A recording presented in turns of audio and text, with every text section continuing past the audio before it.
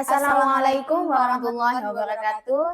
Selamat sore, salam sejahtera bagi kita semua. Perkenalkan, saya Siti Latifah Syahda, mahasiswa Institut Ahmad Dahlan Probolinggo, program studi pendidikan agama Islam. Dan perkenalkan, saya Fatimah Zahra, mahasiswa Institut Ahmad Dahlan Probolinggo, program studi pendidikan agama Islam. Di sini kita akan membahas terkait tafsir Tarbawi yang diampu oleh Ibu Dr. Khairiyah, MPDI. Sebelum kita membahas terkait fungsi spesifik dari tafsir Tarbawi dan relevansi tafsir Tarbawi dalam dunia pendidikan, jadi saya ingin bertanya kepada rekan yang ada di samping saya terkait apa yang Anda ketahui terkait tafsir Tarbawi tersebut. Tafsir itu adalah suatu ilmu yang digunakan untuk memahami makna yang ada dalam Al-Quran. Kembali ke tadi, karena sifatnya Al-Quran itu kan global, jadi perlu ilmu, salah satunya adalah ilmu tafsir ini. Nah, untuk apa tafsir ini? Untuk menerangkan atau menjelaskan atau menguak hukum-hukum yang tersirat atau tidak terlalu jelas yang ada dalam Al-Quran. Begitu. Sedangkan Tarbawi, itu berasal dari kata tarbiyah. Kalau kita ketahui, tarbiyah itu kan pendidikan. Jadi dapat disimpulkan bahwasanya tafsir Tarbawi ini adalah tafsir yang bertema pendidikan. Jadi tafsir untuk menerangkan atau menjelaskan ayat-ayat dari perspektif pendidikan, begitu. Jadi kaitannya kalau pendidikan itu lebih ke dunia akademisi gitu. Jadi tafsir Tarbawi ini sering digunakan dalam tingkat akademisi begitu ya. Jadi itu menurut saya terkait tentang tafsir Tarbawi. Pandangan Mbak Latifah terkait tafsir Tarbawi itu sendiri gimana Mbak Latifah? Gini. Jadi menurut saya terkait tafsir Tarbawi itu ialah secara spesifik ya yang saya jelaskan ini ialah ijtihad dari akademisi seperti itu. Maksud dari ijtihad di sini ialah mewacanakan paradigma atau kerangka berpikir kita terkait tafsir yang berada di ranah pendidikan yang berlandaskan Al-Quran dan Al-Hadis seperti itu. Jadi dapat disimpulkan bahwasannya kerangka berpikir kita terhadap ranah pendidikan baik itu secara teoretik dan praktiknya seperti itu. Mungkin ada sedikit perbedaan lah. Tapi dapat disimpulkan bahwasanya dari pendapat kita barusan itu tetap tafsir Tarbawi itu konteksnya pendidikan. Begitu Mbak Latifah ya. Oke, seperti yang kita sudah jelaskan tadi bahwasanya kan tafsir itu digunakan untuk mengungkapkan atau menjelaskan dan menerangkan masalah-masalah yang masih samar dalam Al-Quran. Nah, jadi menurut Mbak Latifah ini sebenarnya apa fungsi spesifik dari tafsir itu sendiri? Fungsi spesifiknya. Fungsi spesifiknya ya. Nah, jadi dalam tafsir Tarbawi ini memiliki tujuan yang spesifik. Yang pertama itu untuk memahami apa? Memahami isi kandungan dari Al-Quran tersebut.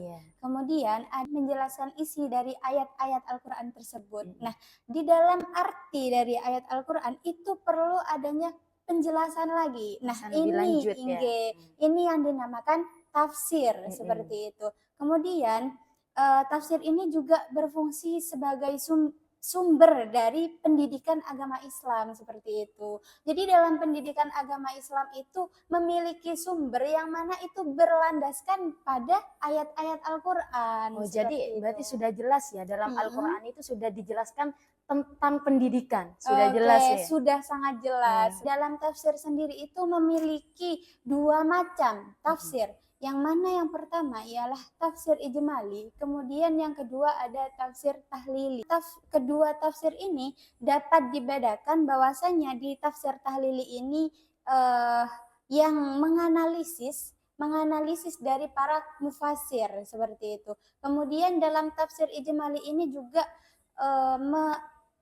meringkaskan penjelasan daripada tafsir ijmali seperti itu. Jadi dalam tafsir ijmali itu secara keseluruhan penjelasannya kemudian dapat diringkas menjadi sesingkat-singkatnya menjadi jelas itu dalam tafsir ijmali. Oke, berarti dapat disimpulkan Mbak Latifah ya bahwasanya tafsir itu terdapat dua macam ya. Yang pertama itu ijmali dan tahlili. Jadi kalau ijmali itu secara keseluruhan ya, kemudian diringkas menjadi tafsir tahlili. Oke, lanjut Mbak Latifah. Nah, Jadi tadi sudah dijelaskan kan terkait fungsi secara spesifik sir tarbawi itu sendiri Ya. seperti itu. Kemudian saya ingin menanyakan di dalam Al-Quran dan Al-Hadis apakah ada panduan terkait evaluasi dalam pendidikan oleh guru? Mungkin jika ada dapat dijelaskan kenapa hal ini menjadi penting untuk dibahas di dalam Al-Quran dan Hadis seperti itu.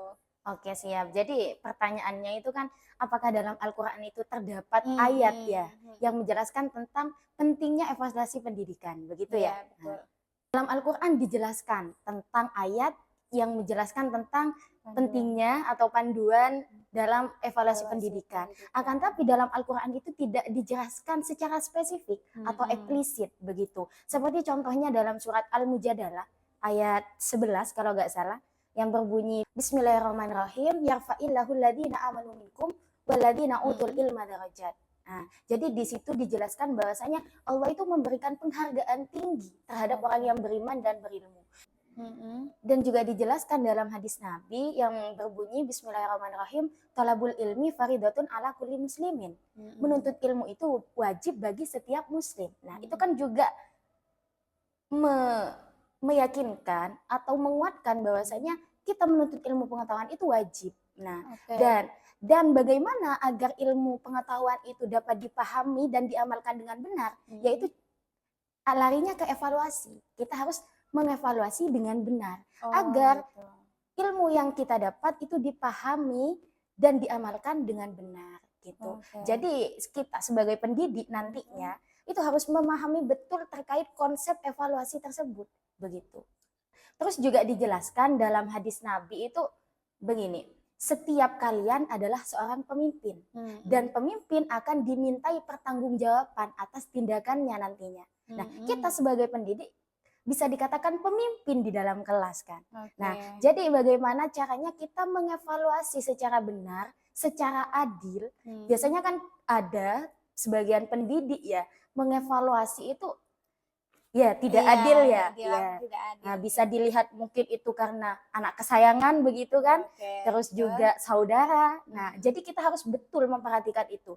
Jadi dalam mengevaluasi kita jangan egois lah, jangan kesampingkan dulu egonya kita. Jadi harus benar-benar adil dan memahami betul terkait konsep evaluasi pendidikan. Nah, begitu. Jadi sudah jelas ya, sudah disampaikan di dalam Al-Quran dan Al-Hadis bahwasanya evaluasi kepada siswa-siswa kita itu sangat penting gitu.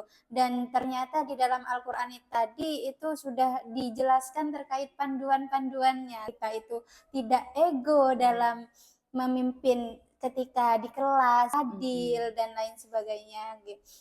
Kemudian mengapa hal ini penting untuk dibahas di dalam Al-Quran itu sendiri? Apa alasan konkretnya? Oke, jadi kalau ditanya mengapa penting dibahas, nah ini kembali ke fungsi evaluasi sendiri.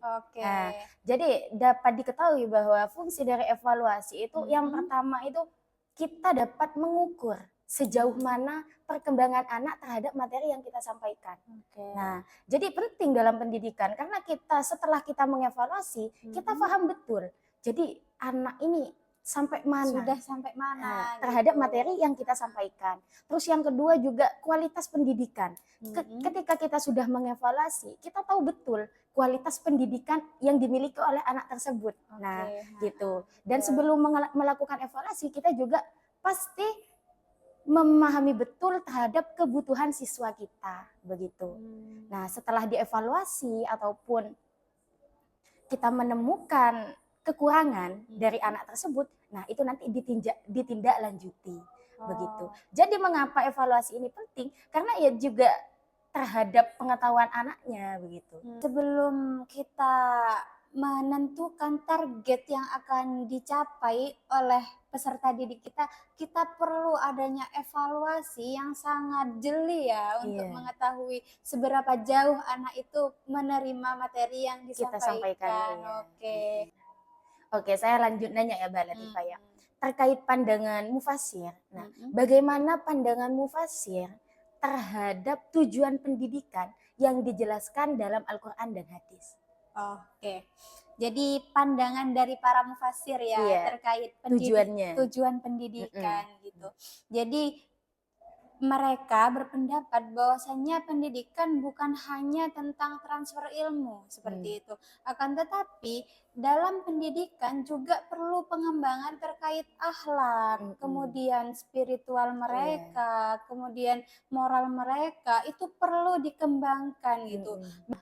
Tetapi juga dalam pendidikan itu juga membahas terkait pentingnya pengembangan akhlak, kemudian moral, spiritual dan lain-lain seperti itu. Kemudian di dalam pendidikan sendiri itu juga membentuk intelektual di setiap individu. Jadi dalam pendidikan, tujuan pendidikan itu sendiri bukan hanya kita bertransfer ilmu seperti mengajar, Iya. itu gak spesifik ke itu, Iya. akan tetapi lebih general lagi, Iya. lebih luas lagi Lebih ke transfer pembahasannya. nilainya Nah, ya. betul.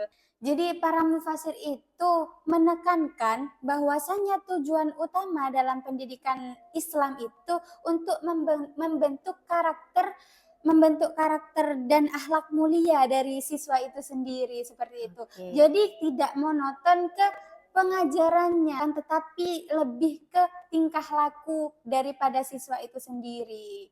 Nah, kemudian mufasir ini juga menekankan bahwasanya di dalam ayat Al-Qur'an, ayat Al-Baqarah ayat 151, sebagaimana kami telah menyempurnakan kalimat kepadamu, kami telah mengutus kepadamu seorang rasul di antara kamu yang membacakan ayat-ayat ini, kemudian menyucikan kamu dan mengajarkan kepada kitab Al-Quran dan hikmah atau as-sunnah, al-hadis, itu mengajarkan kepada kamu apa yang kamu ketahui. Jadi sudah jelas bahwasannya pengembangan spiritual dan akhlak itu sangat penting sebelum kita mengetahui teori-teori. Makanya dalam hadis itu ada yang berbunyi bahwasanya al-adabu fauqal ilmi. Jadi adab itu ada sebelumnya ilmu. Adab itu ada yang di tingkat yang paling atas sebelumnya ilmu.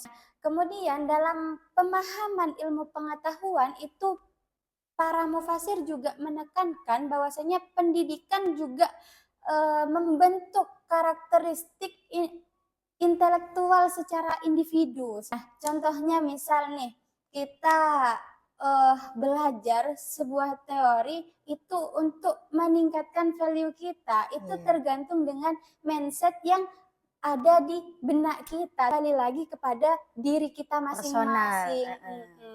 Nah, jadi dapat disimpulkan bahwasanya tujuan pendidikan itu tidak muluk-muluk spesifik ke pengetahuan saja, akan tetapi lebih ke moral, entah itu spiritual. Spiritual itu dalam artian untuk mendekatkan diri kita kepada Allah Subhanahu wa Ta'ala. Berarti yang Mbak Latifah sampaikan tadi betul memang. Jadi ketika kita menyampaikan materi kepada anak-anak kita, hanya sekedarkan menyampaikan materi, anak-anak itu bisa lupa.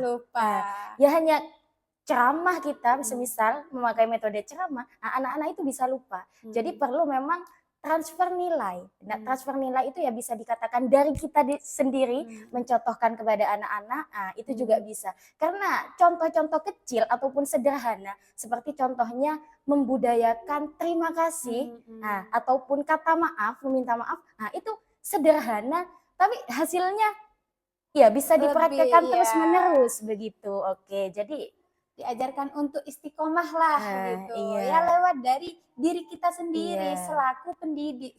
Jadi tidak muluk-muluk materi terus begitu. Oke. Dan juga sudah dijelaskan ya bahwasanya al-adabu fauqal ilmi. Itu berarti sudah jelas ya. Sudah jelas disampaikan dalam al-hadis. Yang kita utamakan dulu akhlak dulu. Akhlak dulu baru ilmu. Karena orang yang berilmu belum tentu berakhlak. Orang yang berakhlak sudah tentu berilmu. Nah, tadi sudah jelas bahwasanya pendidikan itu lebih general bahasanya. Ya terkait transfer ilmu, juga transfer nilai-nilai dari sikap. Jadi dengan sudah dipaparkan secara meluas terkait pentingnya akhlak, kemudian di sini saya ingin bertanya terkait model-model pendidikan akhlak itu Oke. seperti apa? Ya. Seperti yang sudah dijelaskan dalam Al-Quran tentang model pendidikan akhlak. Oke. Jadi yang pertama itu tentang model pendidikan akhlaknya keteladanan atau uswatun hasanah. Jadi dijelaskan dalam Al-Quran surat Al-Ahzab ayat 21, Bismillahirrahmanirrahim, laqad kana fi rasulillahi uswatun hasanah. Jadi dari ayat tersebut sudah jelas bahwasanya Rasulullah itu suri tauladan bagi kita, terutama dalam pendidikan akhlak. Nah, tidak perlu dijelaskan lagi seperti apa akhlak Rasulullah ya, karena itu sudah jelas sampai dikatakan beliau Rasulullah sendiri adalah suri tauladan. Terus juga dijelaskan dalam hadis innama bu'istu liutammima makarimal akhlak. Sesungguhnya aku diutus untuk menyempurnakan akhlak. Nah, itu sudah sangat jelas bahwasanya model pendidikan akhlak itu Rasulullah menjadi suri tauladan. Suri tauladan. Oke, jadi yang pertama itu suri tauladan Rasulullah gitu ya, terkait akhlak beliau yang memang sudah Masya Allah sekali. Masya Allah sekali. Seperti itu. Terus yang kedua yaitu pendidikan dengan kasih sayang. Nah, jadi kita dalam mendidik itu harus dengan kasih sayang. Terus yang kedua yaitu pendidikan melalui praktek langsung. Nah, tadi yang sudah dijelaskan bahwasanya dari akhlak Rasulullah. Nah, sekarang dari perbuatan dan tingkah lakunya beliau. Jadi itu juga menjadi salah satu pendidikan akhlak bagi kita. Metode yang pas ya. Metode yang pas seperti yang Rasulullah kerjakan. Nah, itu juga sebagian model akhlak bagi kita begitu. Dan yang ketiga yaitu pendidikan melalui doa. Nah, jadi doa. Jadi kita dianjurkan untuk berdoa kepada Allah untuk meminta akhlak yang baik. Nah, itu dianjurkan dalam Al-Quran. Jadi ketika kita sudah berusaha, kita sudah menuntut ilmu, nah, kita tidak terlepas dengan namanya doa. Nah, jadi itu ketergantungan kita kepada Allah. Nah, begitu. Jadi tapi kan ada yang mengatakan usaha tanpa doa yaitu sombong. Nah, jika doa tanpa usaha itu meragukan Allah. Nah, iya kan? Nah, jadi ketika kita usaha tapi kita meninggalkan doa, tidak ingat terhadap Sang Pencipta, yaitu percuma. Nah, jadi kita menganjurkan, Allah menganjurkan kita untuk berusaha semaksimal mungkin, ya salah satunya dengan menuntut ilmu yang itu menjadi kewajiban kita, dan di samping itu juga jangan lupa berdoa untuk meminta akhlak yang baik. Begitu. Oke, jadi dapat disimpulkan ya dari penjabaran terkait 3 model tersebut gitu. Jadi yang pertama itu ialah kita harus mencontoh suri tauladan daripada Rasulullah itu sendiri. Kemudian kita harus mengimplementasikan kepada kita sendiri untuk melakukan apa yang Rasulullah lakukan. Kemudian tak lepas dari doa ya, tak lepas dari doa. Karena jadi kita jangan meninggalkan Tuhan dalam di tengah-tengah kesibukan kita. Kadang kita ketika kita senang, kita lupa sama Tuhan. Begitu. Jadi ya anjuran di sini, itu juga pentingnya berdoa. Itu juga termasuk pendidikan akhlak kita sebenarnya. Begitu. Tuhan juga. Iya. Oke, saya nanya lagi nih Mbak Latifah ya. Kan banyak ayat dalam Al-Quran atau hadis yang bisa menginspirasi pendidikan sains atau teknologi di era yang digital ini ya, di era yang modern ini. Nah, semisal ada, seperti apa ayat yang dijelaskan itu? Dan kemudian jika ada dalam Al-Quran, mengapa orang sekarang ini, para Gen Z itu masih tertinggal dalam pengembangan sains dan teknologi tersebut, Mbak Latifah? Oke. Langsung saya jawab ya Mbak Zahra terkait spesifikasinya sains dan teknologi gitu kan. Nah, jadi di dalam Al-Quran itu ada yang menjelaskan di surat Al-Alaq yang berbunyi Iqra bismi rabbikal ladzi khalaq, yakni ayat 1 sampai ayat 5 yang mana di sana bacalah. Nah, kemudian menyebut nama Tuhanmu yang menciptakanmu gitu. Dia telah menciptakan manusia dari segumpal darah. Kemudian dia memerintahkan kita untuk membaca dan mengingat mengingat siapa yang Menciptakan. memerintahkan kita untuk membaca seperti Iya. itu, yakni Tuhan kita. Sains ya, sudah jelas. Sudah itu termasuk ke sainsnya, yakni Biologi ya. pendidikan. Dengan perantaraan kalam atau secara formatif, kemudian beliau juga mengajarkan kepada manusia apa yang tidak diketahui kita, entah itu melalui teknologi yang sedang marak di zaman 4.0 saat ini. Kemudian ada beberapa inspirasi dari ayat Al-Alaq ini bahwasannya pentingnya membaca, kemudian meneliti dan belajar. Allah juga mengajarkan manusia itu, Allah mengajarkan kita itu untuk mengetahui berbagai macam ilmu yang ada di dunia ini. Misal nih, dengan sains, dengan teknologi. Maksudnya dengan sains ini kita mengetahui secara formatif. Seperti itu. Kemudian dengan teknologi ini kita juga melibatkan teknologi yang ada di zaman sekarang Di era ini. sekarang. Iya, di era sekarang ini seperti misal nih gadget kita gitu.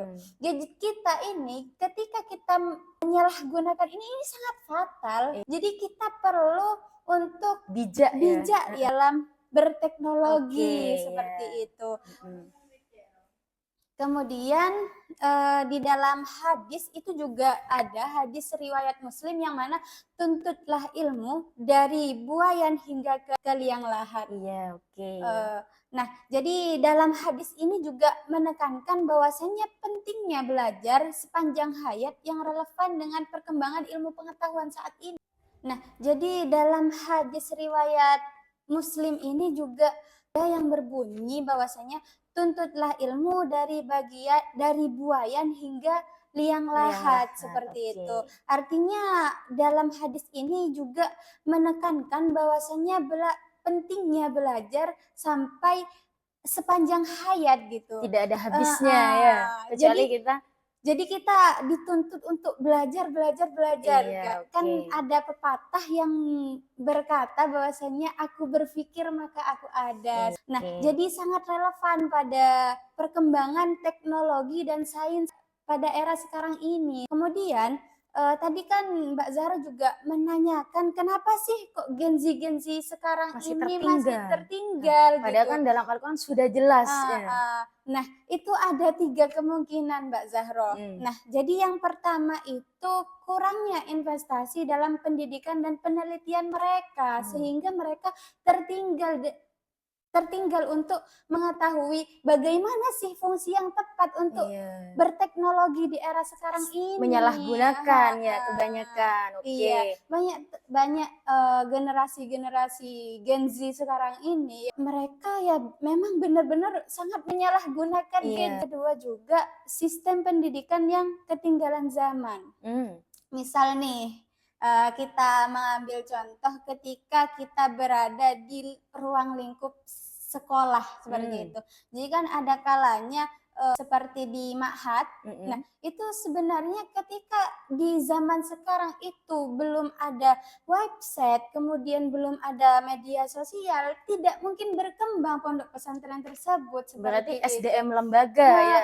Karena sekarang zamannya kan memang di era digital kan, perlu adanya publikasi ke media sosial sehingga lembaga tersebut memang secara keseluruhan sudah terlihat. Kemudian yang ketiga, keterbatasan akses sumber daya dan teknologi. Jadi kurangnya akses ke teknologi dan sumber daya ilmiah itu membatasi para ilmuwan, kemudian para tokoh-tokoh muslim di Indonesia untuk melakukan penelitian dan inovasi yang terbaru seperti itu. Karena kan penelitian kita nggak harus pergi ke tempat itu gitu. Bisa melakukan penelitian lewat teknologi ya seperti halnya gadget gitu. Berarti terbatas ya, dibatasi. Iya, jadi dibatasi oleh dirinya sendiri sehingga dia nggak sadar gitu. Sebenarnya penting banget adanya teknologi di era yang sekarang ini. Nah,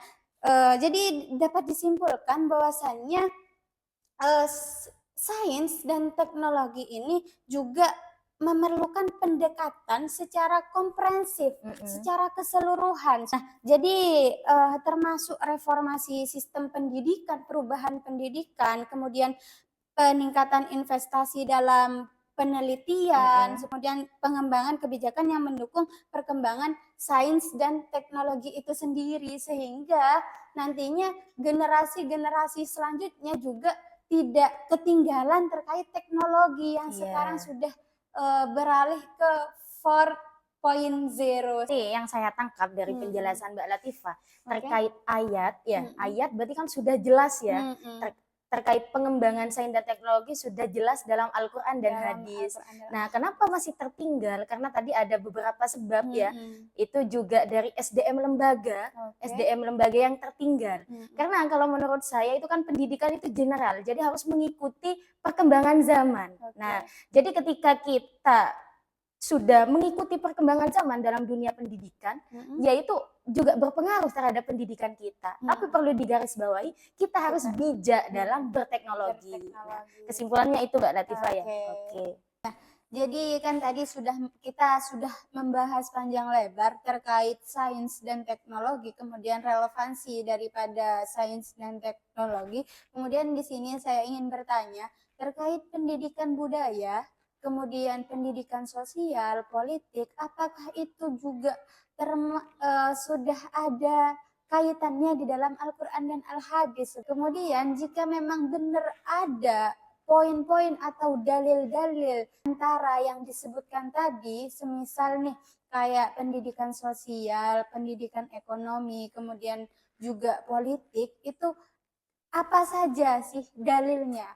Nah, kemudian dijelaskan secara singkat. Nah, jadi maksud dari pertanyaan Mbak Latifah ini dalil-dalil tentang beberapa aspek tersebut ya, baik itu aspek pendidikan, ekonomi, budaya, politik, dan sosial. Ya. Nah, sebelum sampean menyampaikan terkait dalil-dalilnya, saya ingin menanyakan apakah memang benar ada di dalam Al-Quran terkait poin-poin tadi? Gitu.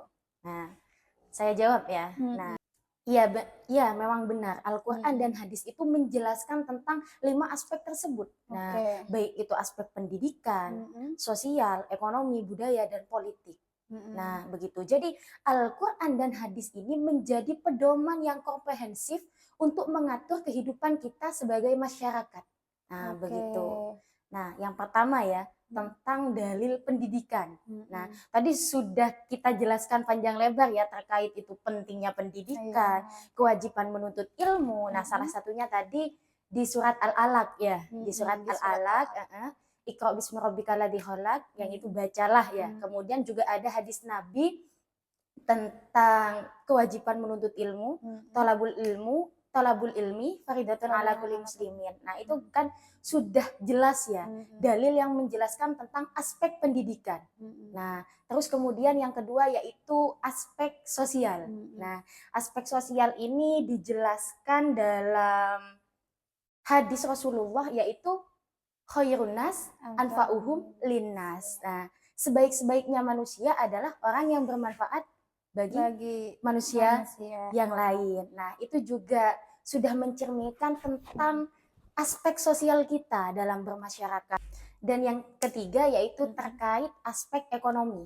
Nah, itu sudah jelas dalam Al-Quran itu dalil yang menjelaskan tentang aspek ekonomi, yaitu dalam surat Al-Baqarah ayat 275, Allah telah menghalalkan jual beli dan mengharamkan riba.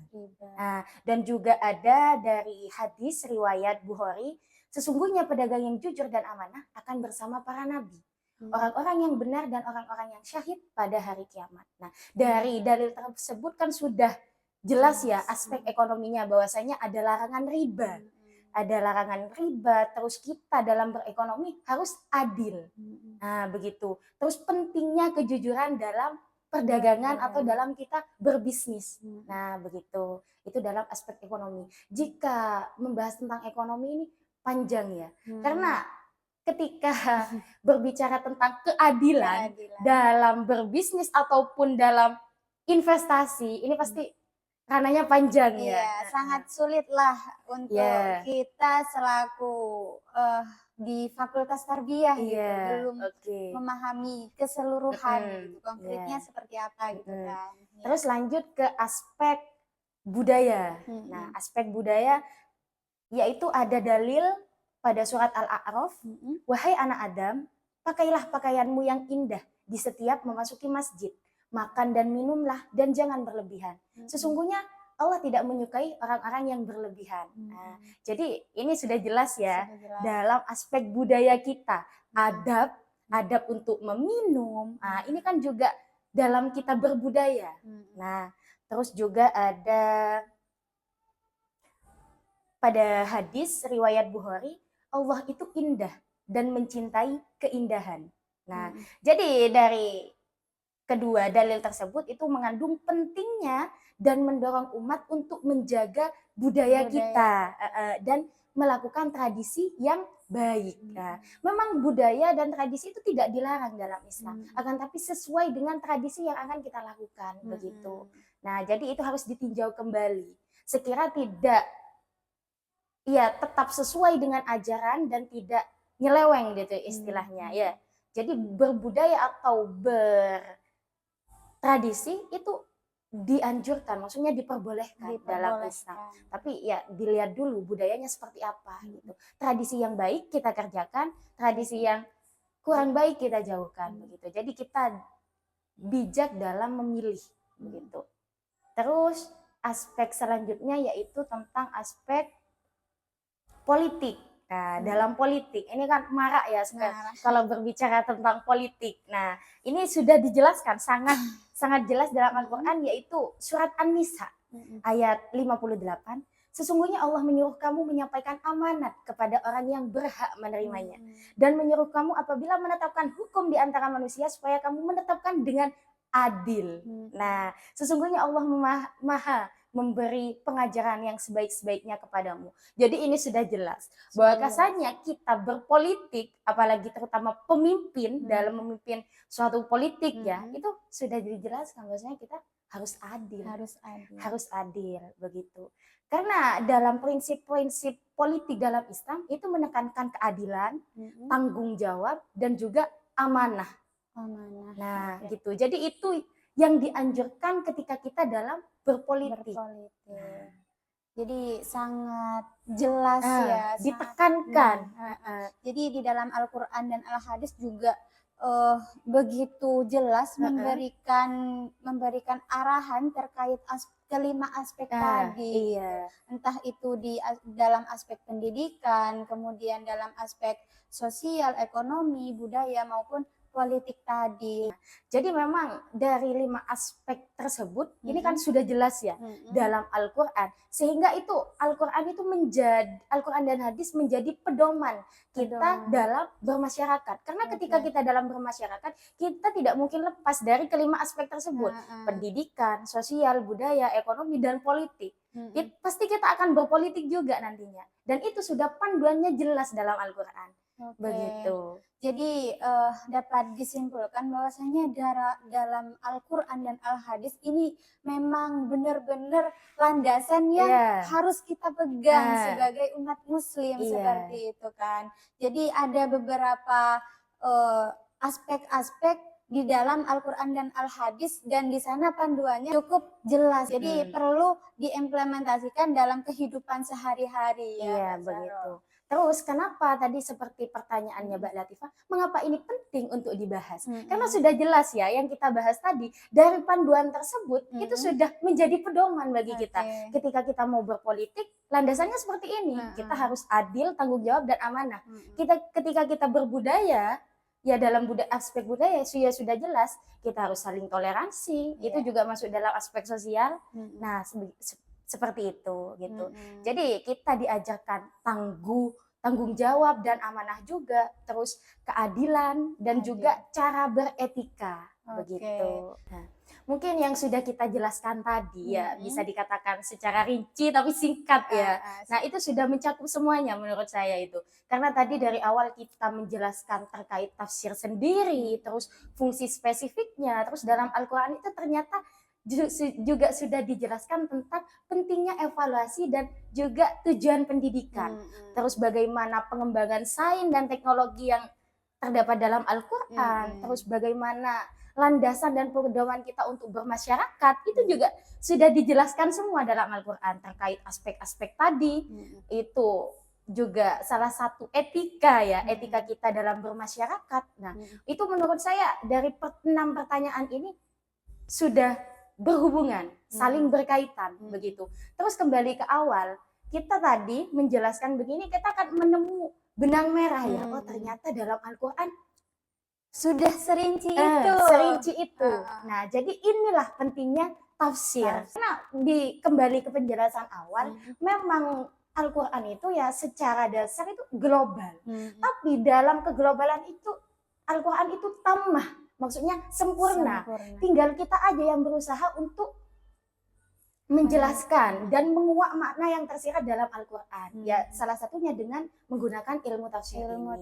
Nah, mungkin itu dari saya. Kalau pandangannya Mbak Latifah gimana? Jadi gini Mbak Zahro, kalau dari sudut pandang saya terkait tafsir ya memang sudah disampaikan oleh Mbak Zahro bahwasanya dari keenam pertanyaan ini sudah sangat berkesinambungan. Entah itu dari tujuan, kemudian pengevaluasian kepada anak didik, kemudian pengembangan akhlak, tujuan pendidikan, dan dari beberapa aspek itu sudah tercantum di dalam Al-Quran. Begitu sempurna ternyata ya. Ternyata Al-Quran itu apa ya, landasan yang memang benar-benar yang katanya Mbak Zahra tadi disampaikan bahwasanya Al-Quran tersebut tamah sempurna. Nah, jadi bagaimana caranya kita untuk menyempurnakan diri kita sesuai dengan ajaran Al-Quran dan Al-Hadis. Berarti kan pedomannya sudah ada, tinggal dari kitanya. Tinggal kitanya untuk melakukan seperti apa sih yang diajarkan dalam Al-Quran dan Al-Hadis tersebut. Kewajiban kita sebagai umat Islam yaitu menuntut ilmu tadi. Iya. Jadi tidak hanya menuntut ilmu, akan tetapi kita perlu mengembangkan akhlak kita dan spiritual kita kepada Allah Subhanahu wa Ta'ala. Di dalam kita berkehidupan atau bermasyarakat, ya jangan tinggalkan Allah gitu. Karena memang bisa dikatakan pendidik utama itu adalah Allah. Oke, mungkin itu saja yang dapat kami sampaikan pada sore hari ini. Kurang lebihnya kami mohon maaf. Wassalamualaikum warahmatullahi wabarakatuh. See you.